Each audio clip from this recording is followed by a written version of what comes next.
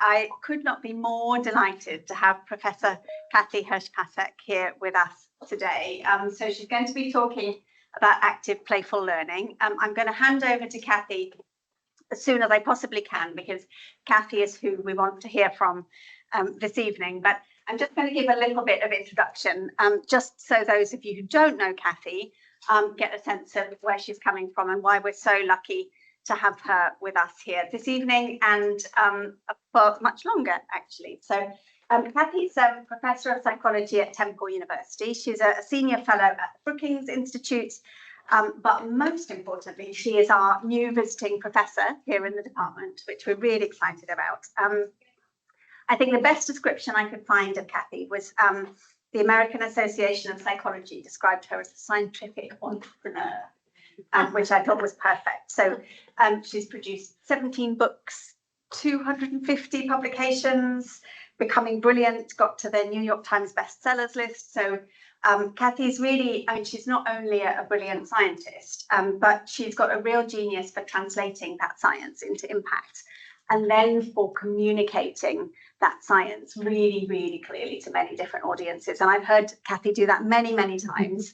And that's what she's going to be sharing with us this evening.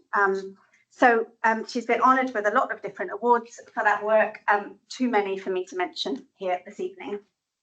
One thing I did want to mention is that recently Kathy has been taking on EdTech and the dire quality of the digital media available to young children and setting out educational principles for app use and then working to push that out into practice. That's not what she's talking to us about this evening, but I think it's really, really exciting work, and we're just about to launch on a really exciting project building a digital platform to support young families using media positively with their young children. So moving to take on the tech revolution as well as everything else. I asked Kathy what she would like me to say about her this evening. And she said that the most important feature, I think actually you said it was your best quality, which I don't know if is true, but is having 3 grown sons and 2.5 grandchildren. So you can ask about the 2.5 later. But I think that's probably enough from me. I'm going to stop talking and hand over to Kathy to talk about active playful learning.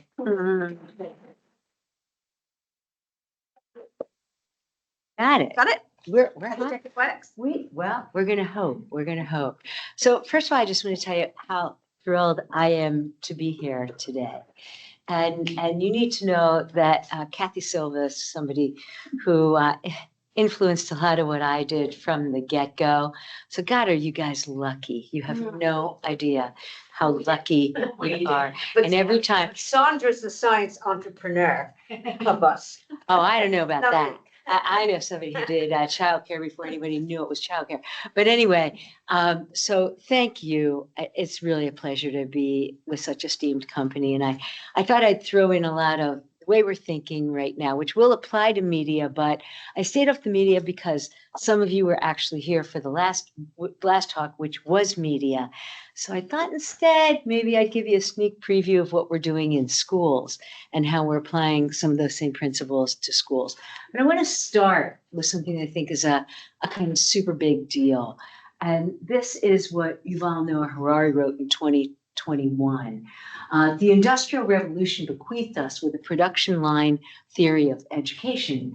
It's easy to laugh at this model, and almost everyone agrees.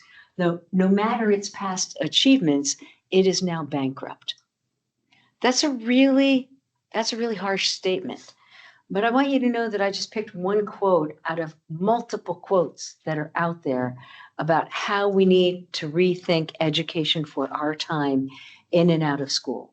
Because the way we've been teaching is not going to allow our children to outsmart AI or to outsmart the robots. And we have to do better. So that's really what this talk is kind of about. I've been working with the OECD, and I know Vicky is today at an OECD meeting with Sarah. And I've been working with the OECD and also with UNESCO. And as they look around the world, and it doesn't matter what country you pick, It can be the UK, it can be the US, it can be Vietnam. People are struggling to give their kids a good education. It's as if we no longer know how to do it because the ways we were doing it, which I'm not sure were particularly effective even then, are definitely not effective now. And I'm going to give you a really bold proposition today. So get ready for this. This is the moment for the drum roll, okay? Here it is. If we teach in the way that human brains learn, kids might learn something. I know, you didn't think that was bold, so I'm going to try again. If we teach in the way that human brains learn, kids might actually learn better.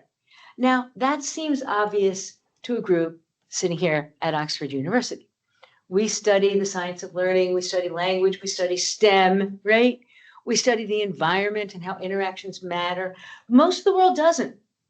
And if you look at what's happening in real schools today, they're not actually using the science of learning as a signpost for what to do in education in and out of school. So what I'm desperately trying to do, and I want you all to come along with me and be ambassadors, how do we bring the science to bear? Our science really does make a difference. At this moment, I feel like I need to make a pause, a mere digression.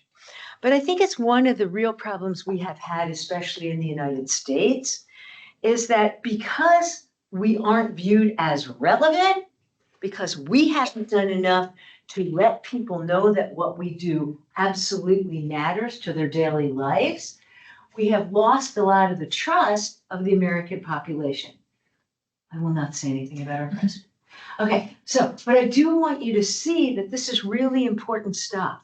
And I think at Oxford, we're at a place that can be central in communicating those messages. So thank you, Heather, because I know you and your team do that all the time. Now, the science shows us that children grow when experiences are active, not passive. Now, I just want you to think about what school is like. I mean, just think about it.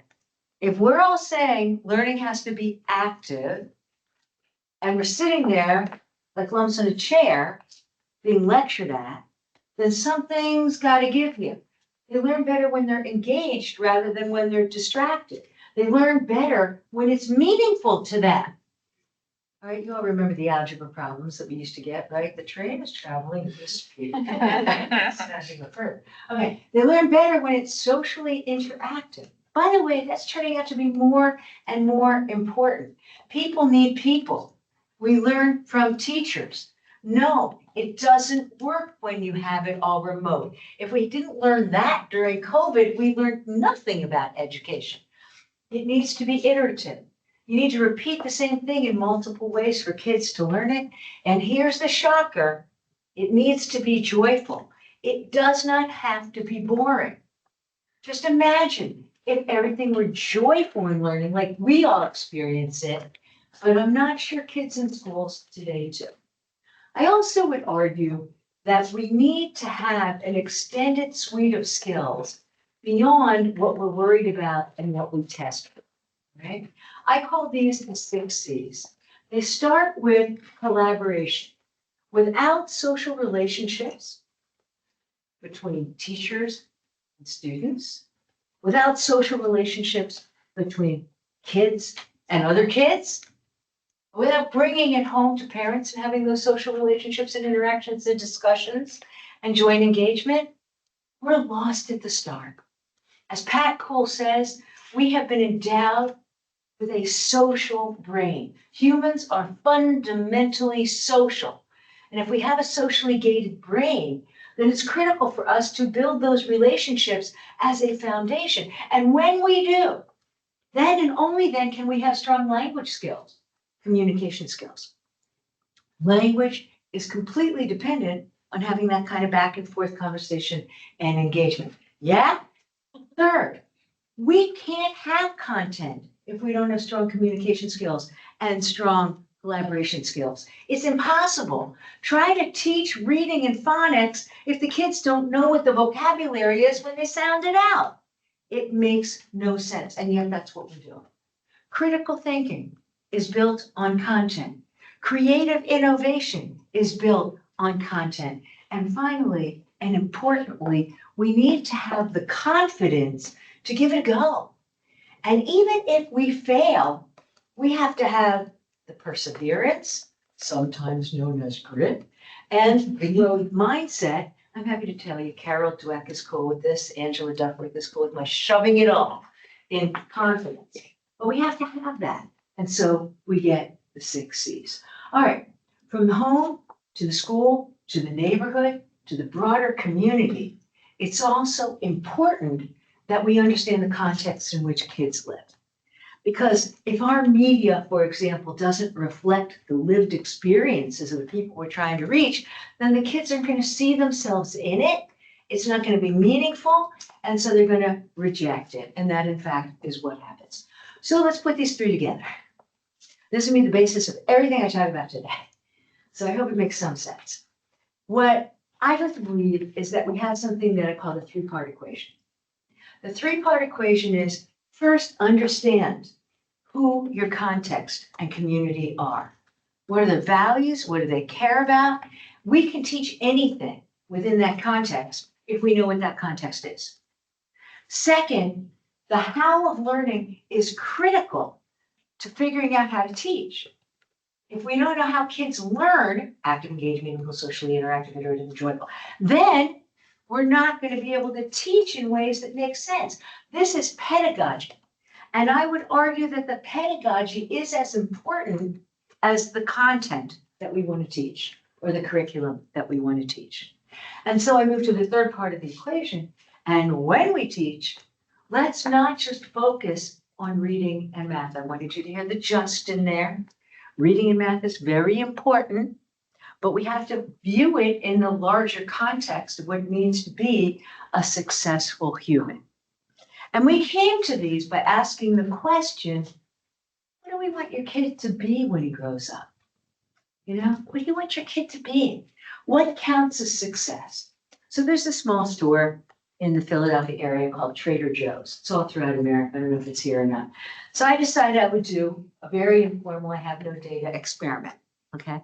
And I went into the Trader Joe's and I said to parents, what do you want for your kid when they grow up? Would you like them to be really good test takers?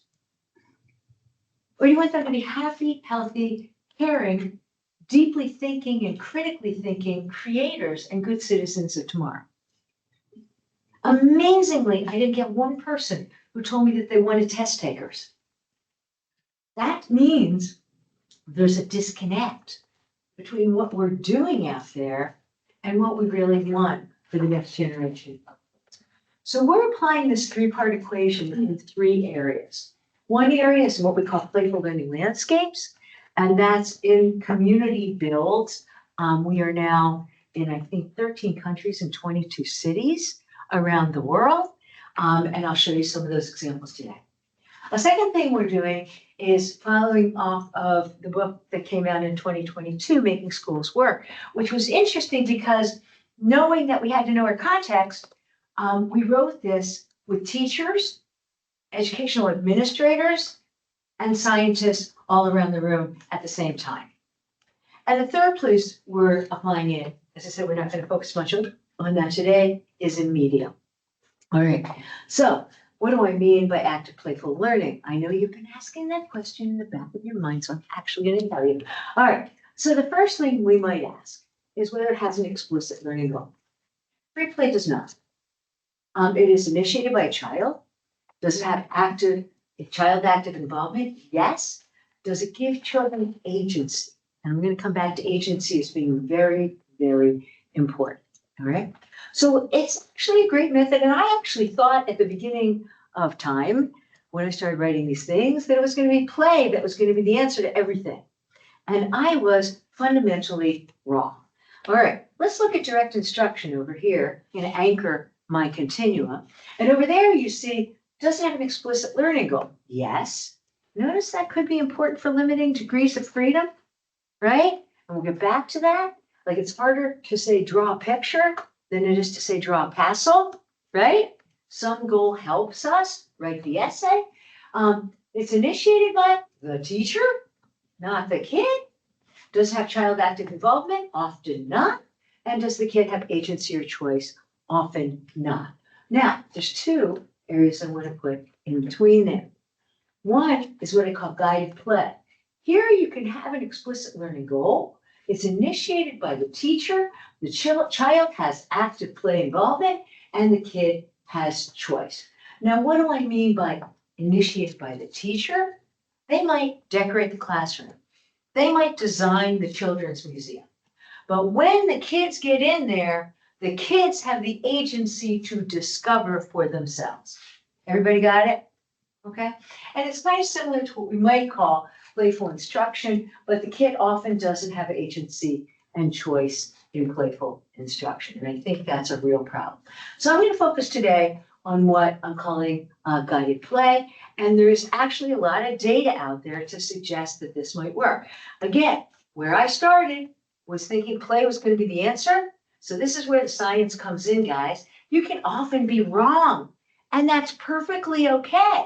Just admit it, move on, and say, nah, free play kind of didn't work in a lot of these experiments. Let's just look one more time at what this means. So initiated by a child or an adult, directed by a child or an adult, and you can see where it stands. Free play is child-child, okay? When you get to a child initiates something and the adult comes in and goes, oh, I love your drawing, it's about the family. The kid goes, no, actually, it's nothing about the family. It's the animals I saw at the zoo. And the kid is no longer interested in continuing with anything that you have to do, okay? Over here, we have direct instruction. It's adult. And then the really sweet spot is initiated by an adult and directed by the child. All right, are we all clear on what I mean by this? All right, so I'm going to buzz through this. Guided play has certain characteristics. One is that there might be a planned environment, like what I told you about in the Children's Museum. We think a lot about what goes into the Children's Museum. I had the great privilege of working on the Young V&A that opened 2 years ago in London. I want to encourage you all to go see it.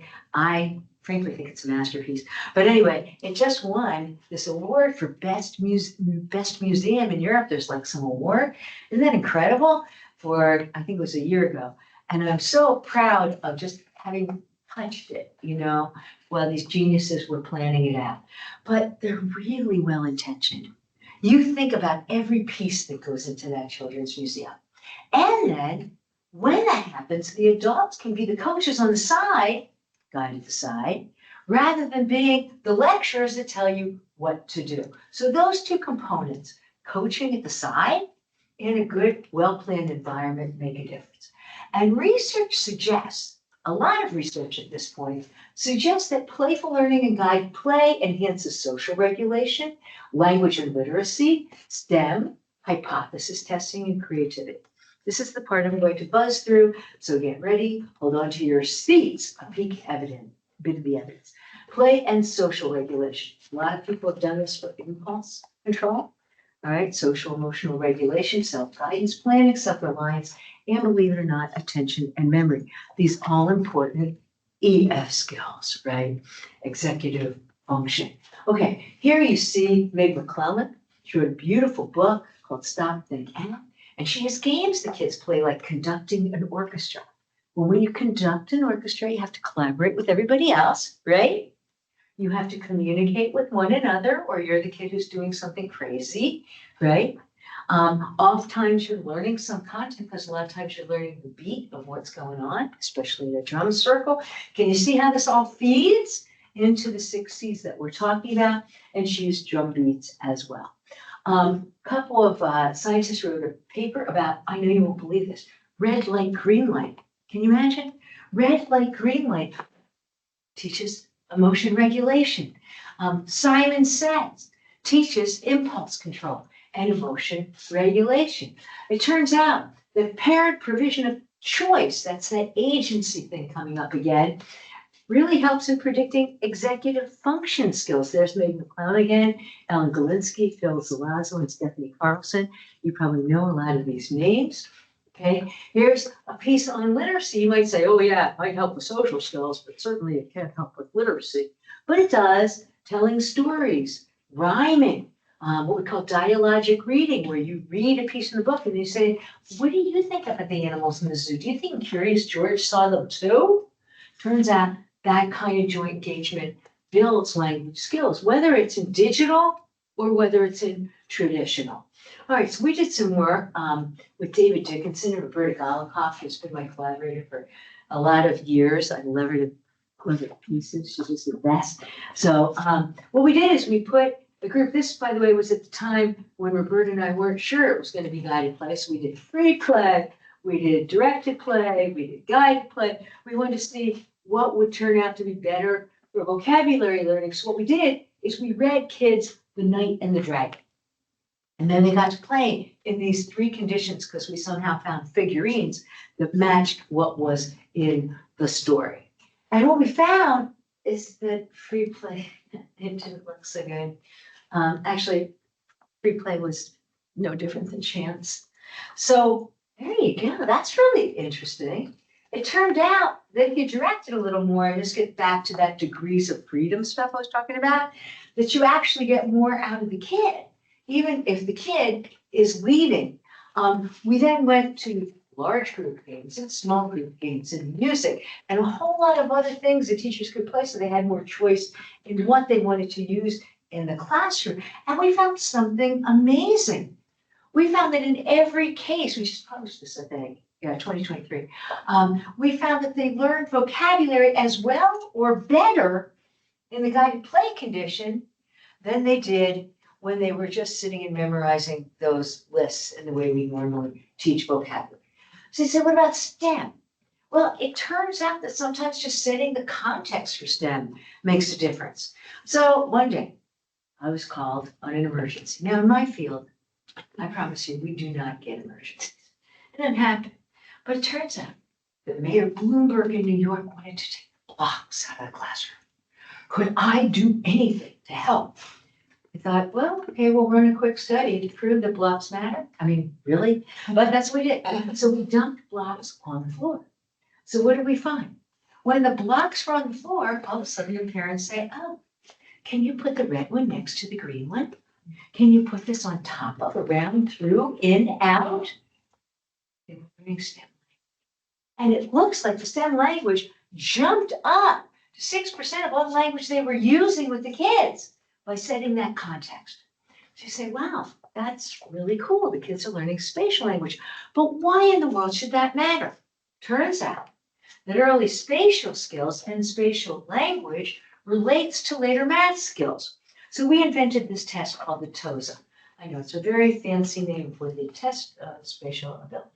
All right, what we did at the top is you can see the 2D version, which are just color forms. All the kid had to do at age 3 was to match what they saw. Below, you see that they're doing it in 3D. Okay, you all with me so far? Okay, this is another drum roll moment. We could not even believe this.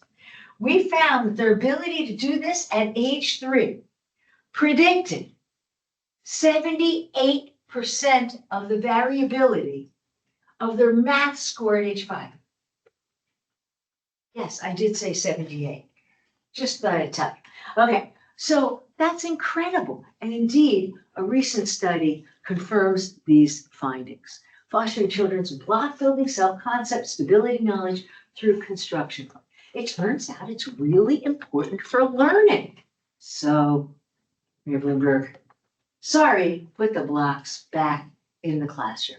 All right, Alison Gottnick's really been a leader in a lot of this, but she shows us that kids are amazingly creative in play. They do critical thinking in play. Do you know those gadgets that you can never figure out? Hand it to a 4-year-old. I swear to God, they'll figure out what to do. And they do. So Alison's done a lot of work in this area and also is arguing now that active playful pedagogy is also sparking curiosity. Of course it is, because you ask more questions. And when you're asking more questions, kids get to ask more questions. You're modeling it for them. And curiosity is based on asking a lot of questions. This is a beautiful meta-analysis that was done Am I allowed to say that? At Cambridge, by skiing it out. And they showed that when you look across the entire literature of guided play, you actually see that it enhances literacy skill, vocabulary, math skills, shape knowledge, task switching, and pro-social behaviors. And these are all significant effect sizes. Some of them are moderate in the 20s, and some of them are downright large. So I just want to show you that even when you look across the whole literature, it's growing, but we're starting to see real effects. So we asked the question of, might it actually work in a school setting? So I have to tell you a little bit about what school in the United States looks like today. Yes, we went in last year as part of the study and did a pilot on 43 classrooms. And we wanted to see what was going on in those classrooms. And it turns out that the results parallel a lot of what they saw in the Tennessee study that was done by Kim Nesbitt and her colleagues, and Dale Farron and her colleagues from the famous Tennessee study. What do we find? Here it is, guys. Parallel instruction. 50% of the time, these are kindergartners, I should remind you, they are sitting down doing parallel work, not engaged with the teacher and not engaged with other kids. Did you hear 50%? I just want to make sure you got that. Okay, 50. These are kindergartners sitting still, often in circle time or whatever they're doing, or they're sitting at their desk. So yeah, saying, okay, what are they doing the other times? Well, here you see they're doing non-academic stuff, which means they're looking up and not really behaving. So the teacher has to get them to behave or stand in the line or do their work. That's 26% of the time. You're now at 76% of the time that we observe. We did 1,100 observations here. Yes. Then they're unoccupied, 16% of the time. No wonder they're going, duh, what should you pay attention to? Like, I can't do this anymore. Okay, I get that. So you say, well, surely they're having interaction and collaborative instruction with the teacher, right? Oh, sure, they're having it 5% of the time. Well, what about talking to each other? 2% of the time. Now, you see, these are fairly similar on a lot more schools on the right. I don't know about you, but I'm horrified by this. And I beg to say that if I went into British classrooms, I think I might see much the same. Yes, there are Reggio classrooms. Yes, there are schools that are doing it better, that are doing progressive education. There are those schools. But if you look across the schools and you look at, everyday kids, especially under-resourced kids, there's even a view that this is more the way they need to learn. I don't think so. Well, anyway, what we decided to do as part of a large study that is funded by the Lego Foundation is we decided to go look.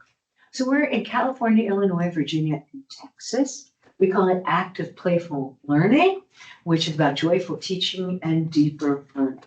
We're looking at 80 teachers in each state, 40 of whom are going to get personalized coaching, and 40 of whom are going to get teaching not to self-paced. Okay, so we're going to give them all the materials, but we're not going to go in and we're not going to coach them. All right. We have 3 coaches. We're working with the 40 teachers to go in and coach them. And we have so many assessments, you kind of wouldn't believe it. We're getting information from the coaches. We're getting information from the teachers. We're getting the kids' grades. We're getting, they don't have grades in kindergarten, but that's what we're going to be doing up to 4th grade. And we're also doing the independent observations that I just showed you we were doing before in the classroom. So how do you do this? So luckily, I'm working with, honest to God, the best teams that I could pull together in the United States. Peg Birchinall's our methodologist, Dale Farron's on the team, Bob Pianta, who was the dean at UVA, School of Education is on the team. Margaret Owen is on the team who does social emotional regulation. Susan Levine, who's the guru of math in the United States, early math, she's on the team. We have this unbelievable team.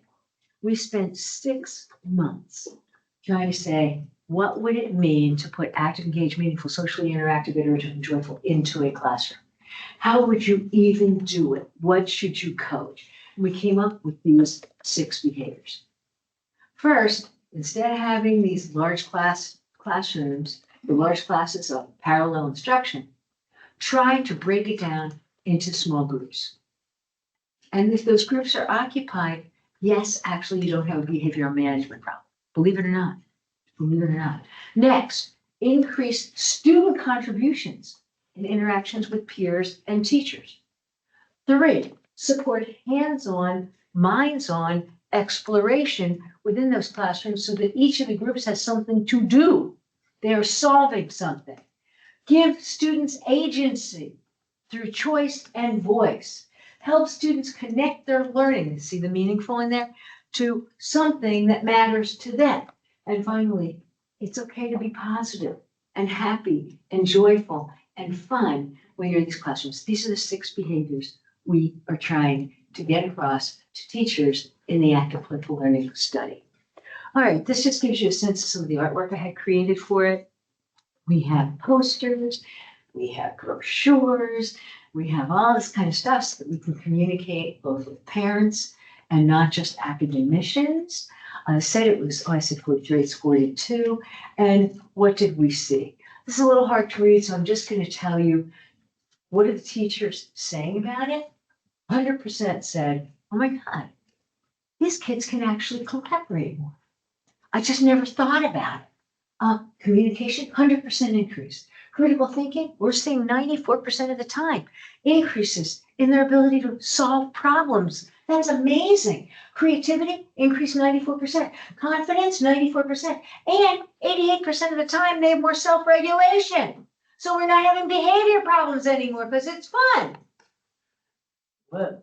Okay. Over here, did it build teacher-student relationships? Yes. Did it promote student agency? 79% of the time. That was on a survey that they filled out. You can see there were more student contributions. They had more agency in what they were doing. We were putting guided play into the classroom. And the coaches told us the same thing that the teachers did. Okay, coaches told us the same thing that the teachers did. So we're now moving this. This was a pilot project that we started with just to make sure that what we were doing was possible. This year we have tried to move full scale.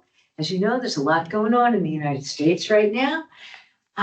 So it's been harder to get into some of the city schools than we thought it was going to be. But for next year, we have commitments to go full. So we're going to, so stay tuned and you will see more. This is just a little bit of the stuff we've created. This is the APL pamphlets on the bottom. We have a full website with resources. By the way, we share everything. This group, when we worked with the funder, we said that we wanted everything to be available, for everyone. So it's all open source. Everything is open source. But you do have to call us as a researcher, and then we sign an MOU with you because we're in process of creating this, and we take all feedback. Second, it's in Spanish and in English, which in the United States is really important. And third, we do quarterly newsletters, and we personalize those newsletters to the state that we're in, so it's meaningful at the outset. And then we talk about where the study's at and what we're learning. And as I say, all of this is available to you. We have observer manuals, coaches manuals, teachers manuals, scoring cards, and all of it is based on the science that you all have helped produce for the field. I will say we stole it all and put it together in a package. Finally, we have a coaching guidebook. And we have an operations manual to tell you how we're doing all this. So as I said, anyone who wants anything, just tell us, we're happy to provide it. All right, importantly, active playful learning is not just for little kids. It's not just for little kids. I've seen this work in middle school beautifully. I've seen this work in high school, and I actually use this approach in my college classrooms. And the students love it. In fact, what they constantly tell me is that when they take a midterm in another class or a final, if they had to come back a week later, the chances they would pass the final or the midterm is exceedingly low. But they said, we could probably take yours 2 years, 3 years later, and we would be able to answer the questions. That's amazing. And it shows that we can do adaptive learning based on collaboration, communication, content, critical thinking, creativity, creative innovation, and the confidence to try. So active playful learning can also be incorporated outside of schools. We don't think about this, but in Britain and in the United States, kids only spend 20% of their waking time in school. Isn't that amazing? So one question we might ask is, what are we doing with the other 80% of the time that they're awake? Can't we capitalize on that at least a little bit? And so we did in what we call playful learning landscapes. It's the same three-part equation that you just saw in the classrooms. Now we're going to apply it to builds in the community. Let me show you a little bit about what this looks like. One crazy day.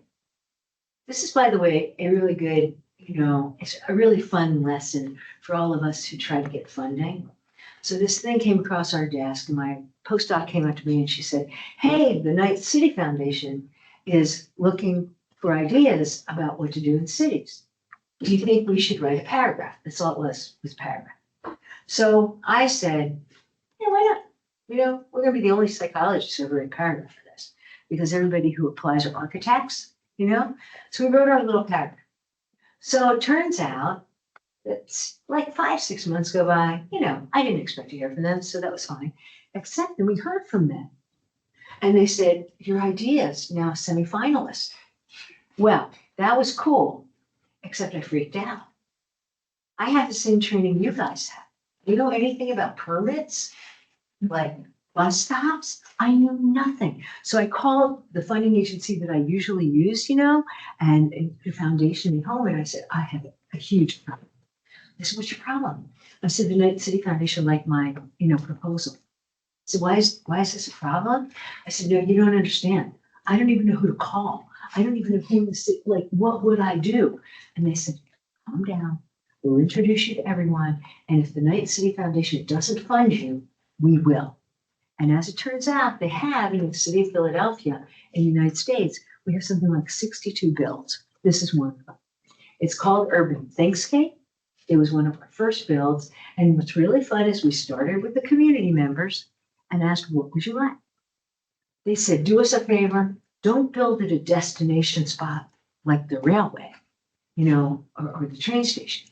Build where we go, where we live. This is this tiny plot of land, church, and the church gave it to us $1, took it, and we said, and what do you want? He said, on this plot of land, Martin Luther King actually gave a Freedom March speech. We want you to do something that honors Dr. King. And so we did. And here's what we came up with. Puzzles. Remember I told you about puzzles and spatial knowledge? Now all of a sudden, when you go to the bus stop and you're with your kids, there's something to do. There's a public square there. It was never there before. And the parents and kids are interacting and using spatial language. It's unbelievable. So here you go. 100 community members helped us build this. It's amazing, right? And in the end, of course, we had to study it. So we studied 280 people who came to the bus stop. And we studied an equal number of people who went over to the local playground to see what they were talking about. And we just marked it off. We observed. Do they talk to their kid? What kind of language? Can you target the language? What happens if you change it to another exhibit? Can you change the language? It turns out we did. And we saw that through placemaking, we could do amazing things.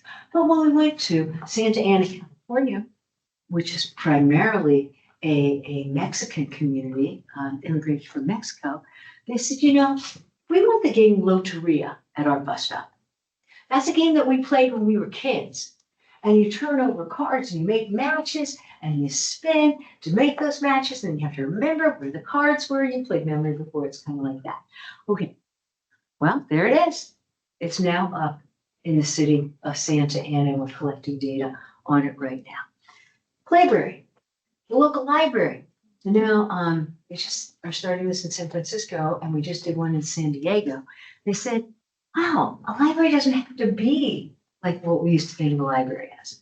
Like, what if we made it really cool for kids? What if there was like a cutout, in the stack so the kids could go and read in the cutout? And what if we fill the cutout? You see those spatial puzzle pieces, right? They take them out and it becomes the seating, but they can make all different kinds of shapes for the seating. And we also did a wall where they can climb letters. And by gosh, if they don't, and they like making words when they climb, that space also doubles as a theater, because we know that when kids act out what's in the books, they learn more about the themes, they learn more about character building, and they learn more vocabulary. So it has been amazing. We wrote that up in 2021. I should also tell you that adults put down their phones. They start engaging with the kids. And look at that, a 38% change in phone use in the library.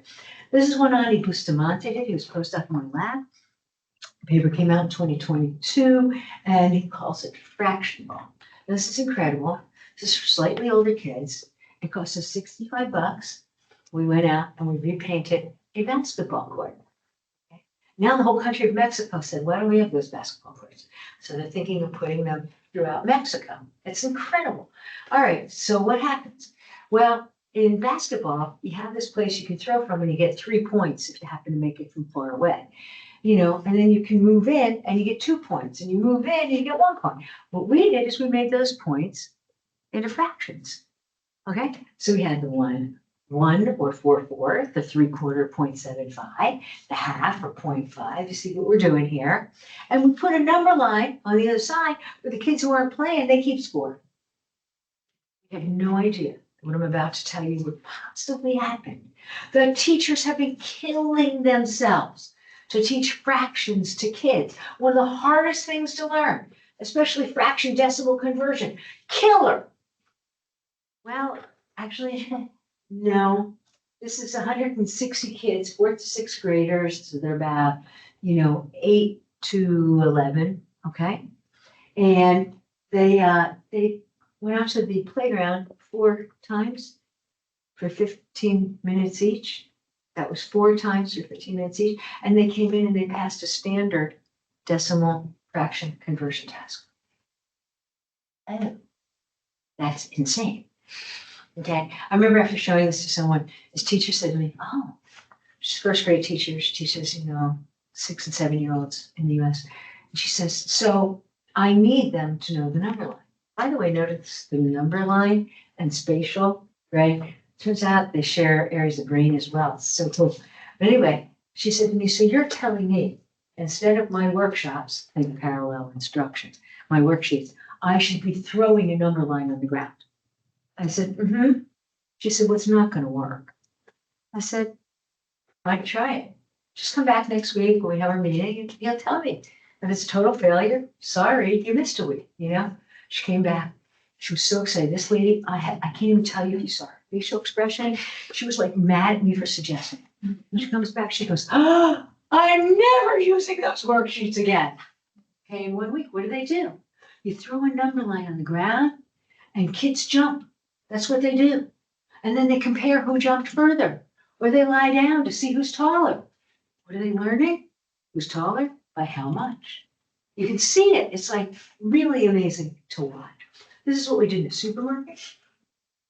This actually is, these are images from Tulsa, Oklahoma and South Africa. And we just put hints and stuff out there, like fun stuff like I'm a cow. I know it's ridiculous. I'm a cow. I do milk. What else comes from a cow?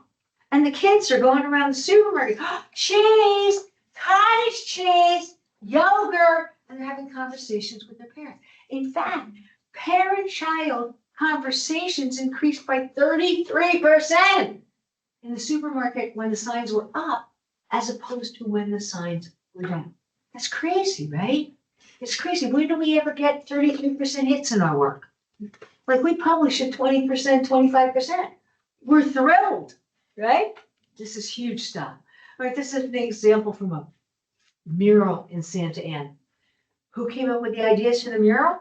Well, you know the answer already, because you know the three-part equation. Community members told us what to do. They told us to put the homeless people in. We did, okay? They know a lot of these stores, and we've created an I Spy game. Here's another one. This is in hospital waiting rooms. What could be worse than a hospital waiting room? So we put these in hospital waiting rooms. Now the parents are talking to their kids in the hospital waiting room. And they're telling stories. It's unbelievable what's going on in these. And then they don't mind waiting as much because they have this stuff to do. And it doesn't even, spread germs, which is even better. All right, this is just to show that yes, it can fit even in Oxford, because we were asked by Venice to see if we could come up with designs. One of our designs over here is actually a hopscotch. Well, if you can put 1 feet where you see 2 and 2 where you see 1, you're doing impulse control, right? Of course you are. And over here, this was a design that was inspired by folks at Northwestern University, Dedrick Gantner. And notice here, you have an ABA pattern on the left. You see that? You have another ABA, doesn't share any of the same elements, but it shares the same structure. Y'all with me? Go to the right one. You see ABB, and you see ABB. We call this, it's the worst name ever, so help us change this. Analogy paths. Imagine if you stepped out in the middle of Oxford, around a tree, right outside a supermarket. Could the kids figure it out? Yes, the answer is yes, they can. And only step on the ones that have the same structure. Kind of fun. We have playbooks that show you how to do this and engage the community in what you're doing. This is also something that we wrote about through the Playful Learning Landscapes metrics, so we can show you how you collect the data on it to know if it's working. And finally, can you apply it to media and what we're doing in digital media? Yeah, of course you can. I've applied the same thing to digital apps and applied the same thing to the metaverse. How do we think ahead of what these systems ought to look like? How do we think ahead to what AI ought to look like for kids? Because we're very far from that right now. When we talk about AI engaging with kids, like there's no database. AI collects a lot of knowledge, but it's all adult knowledge, right? So what's the kid engaging with it going to get? Adulty stuff. I've never seen conversations put in there what kids talk about. It's not there. So we have to be careful to make sure, because AI is only as good as the stuff you put in. It's like a cake. Put in the wrong ingredients, the wrong stuff's going to come out. Here's our paper on the metaverse, and we have written a number of papers now that work in digital media that are out in the world. So, did you imagine and congratulate Sandra today, because our very first grant went in for the Oxford University repository for family and children media. And we're hoping that what we can do is help families begin to learn how to codify all the media that's out there. They are lost right now. Of course they're lost. And we're going to help them. You know how, was it in booking.com? Is that what we look at? In booking.com, you kind of go across cleanliness, where you say, oh yes, the service was amazing. Well, what if for every app, you got a chance to say, oh yeah, it was active. It had, there was agency. It was engaging. It was meaningful. Imagine if they did that. Imagine that if they could come to the Oxford University repository to find out which apps were really good for which kids, of which age. It'd be unbelievable, right? And imagine if they could also tell us how they interact with each other. And so we create an international place where you can upload some of those interactions so that researchers in a private, secure site can study it. And imagine if we use this as a place to also study these interactions with AI, and Sarah's going to be helping us with that, so that we can build a platform that really will speak to families and be the interface that they need right now in order to really get the best stuff for their kids. So I hope you'll imagine it as you leave. It's on the run, and it's all formed from the three-part equation to start with. And importantly, know who your customer is. We're going to be co-designing with families. Active, engaged, meaningful. Let them learn what that is and how to judge apps that way. And what do they get out of it? The 6 C's. Something more, not just a math test score. That's not what we need.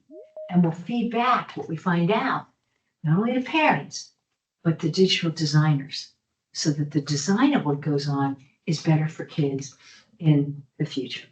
So a lot of people made all this possible. I always say science is a team sport.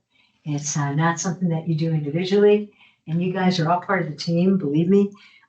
Everything that you've done, we are reading all the stuff that you write. So I thank you for your amazing, amazing work. I thank our funders, of which they were most generous to us. And I have to thank Roberta Gonlikoff, who is also my partner, who's been with me for a really long time in creating this science. And that's the end.